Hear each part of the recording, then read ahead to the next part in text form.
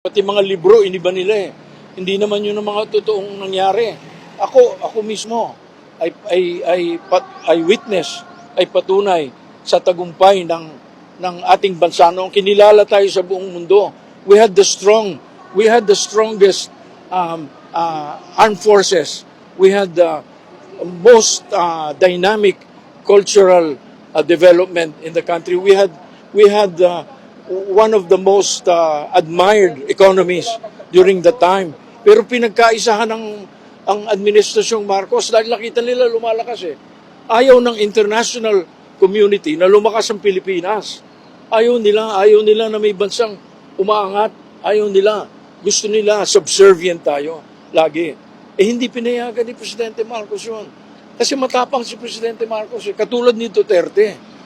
Matapang si Duterte.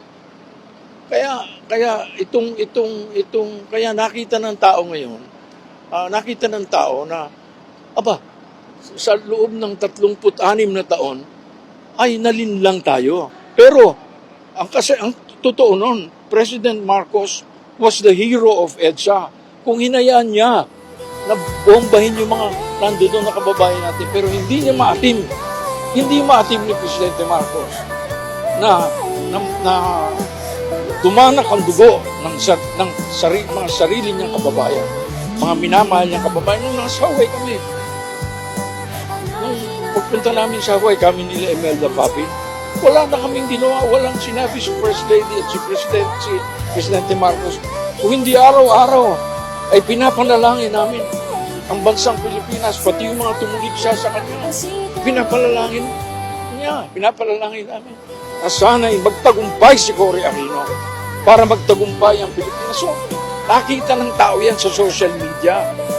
Ganun pala ang Pilipinas noong panahon ni Presidente Marcos. Tayo ay may disiplina, tayo ay maunlad, tayo ay mapagmahal, may isang bansa, isang diwa, nagkakaisa ang Pilipino.